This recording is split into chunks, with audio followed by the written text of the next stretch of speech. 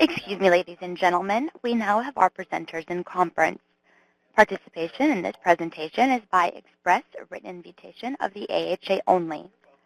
Unauthorized participants and/or any party that aids and abets such unauthorized participants may be subject to criminal and civil penalties under both state and federal law. Please disconnect from the call or log off of the webinar if the AHA did not expressly invite your participation. Please note that you may submit your questions and comments at any time using the chat pod located to the right-hand side of your webinar screen. It is now my pleasure to turn the call over to Elisa Arispacachaga. Ma'am, please begin. Thanks so much, Chelsea. Good afternoon and welcome to the call. I'm so glad to have you joining us for today's webinar from the AHA Physician Alliance on ECMO, Insights, Strategies, and Key Considerations for Developing a Sustainable Program.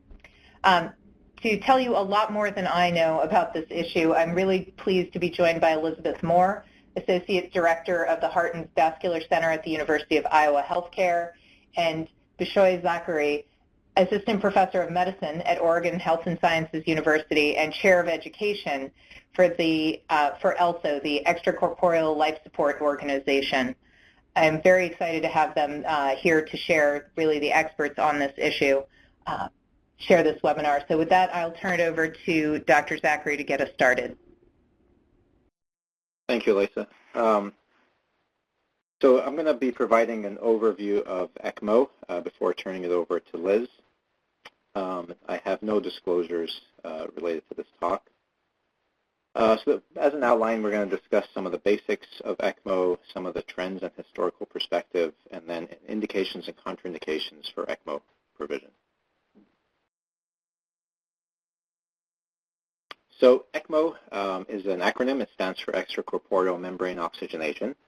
It's basically a small heart-lung machine, and it's used at the bedside in order to provide support for the native heart and or lung. This is the ECMO circuit in its most simple form.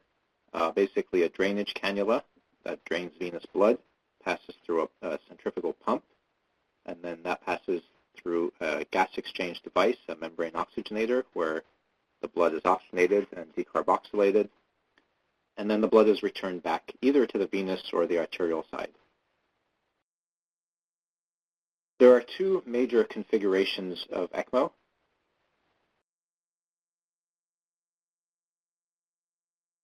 And it depends on where the cannulas are placed. There's VV ECMO and VA ECMO. The first letter is where you drain blood from. The second letter is where the blood is returned to.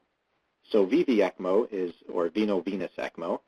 The blood is drained from the venous side, and then it returns back to the venous side again. So the blood is drained typically from the IVC. It passes through a pump and an oxygenator, and then it returns to the right atrium. VV ECMO, there's no bypassing of the heart and lungs. Any blood that's drained by the ECMO circuit goes back into the venous side and then is pumped by the right ventricle into the pulmonary circulation. Because gas exchange occurs extracorporeally, you're able to support the lungs, but since there's no bypassing of the heart and lungs, there is no cardiac support. So you have to have a well-functioning right and left ventricle in order to go on VV ECMO. VA ECMO, or veno-arterial, here the blood again is drained from the venous side, but instead of being returned to the venous side, it then goes into the arterial circulation. So here, any blood that's captured by the circuit does bypass the heart and lungs. Since the gas exchange still occurs extracorporeally, we're still able to provide pulmonary support, but also since we're putting the blood back under pressure into the arterial circulation, we're also able to provide cardiac support.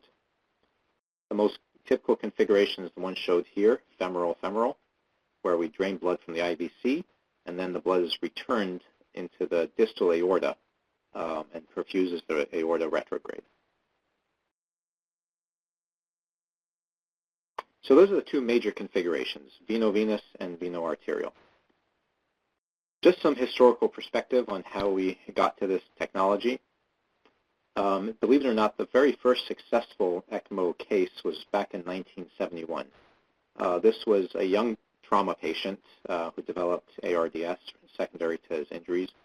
And he was supported with VA ECMO. They didn't have VV ECMO back then as a concept. He was on ECMO for several days, and he survived. And so this was very novel, of course, and it suggested that potentially we're able to support the heart and lungs in a more long-term fashion than just in the operating room in order to get critically ill patients through their course. Unfortunately, when this was studied in a RCT, this is the ZAPL trial from 1979, these are patients who had severe ARDS, and it was randomized to either mechanical ventilation or mechanical ventilation with ECMO.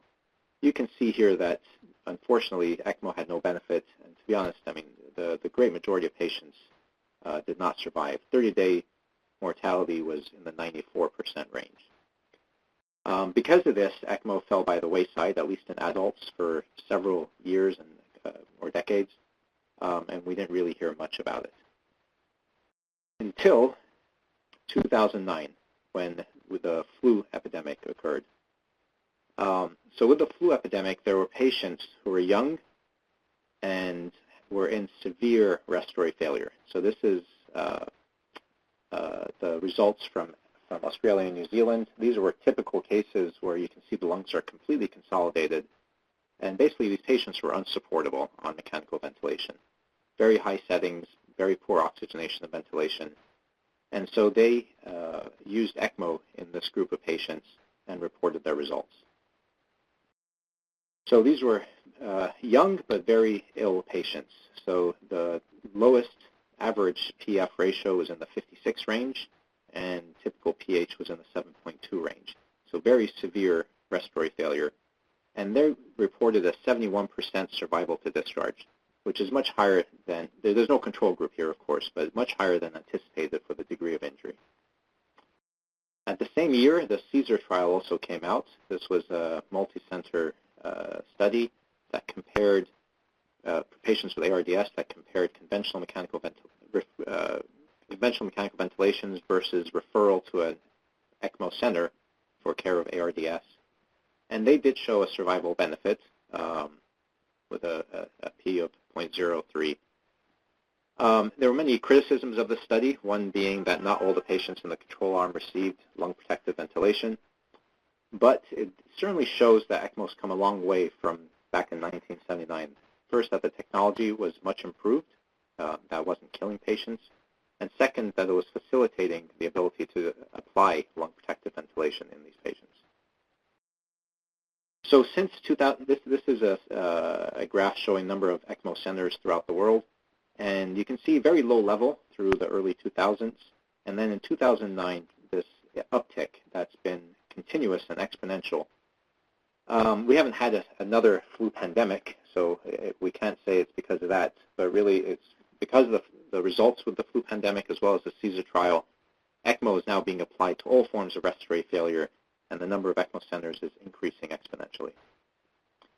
Most recently, another RCT came out. This is the OLIA trial. Again, it addressed many of the concerns in the CSER trial. The study was stopped early, unfortunately, because it wasn't able to reach its primary endpoint of a 20% relative risk reduction. But there's many different viewpoints on this, but the ECMO arm survival was 65%, control arm was 54% with a P of 0.07. The main limitation of the study was about a third of the patients in the control group crossed over into the ECMO group. And of course, that biases the null hypothesis, making results difficult to interpret. There's a lot of different ways to look at this and many editorials. I'm not going to discuss that now, but it is ushering in a new phase of ECMO for respiratory failure. So I'm going to discuss some of the common indications for application of ECMO. In general, the goal for ECMO is to provide temporary heart and lung support. ECMO in and of itself is not a cure. All it does is it buys time. And typically the goal is to allow either the heart or the lungs to recover from the injury that they sustained. Occasionally, ECMO can be used as a bridge, either a bridge to a device, such as a ventricular assist device, or even a bridge to transplant, such as a heart or lung transplant. And there are centers that are doing this with great success.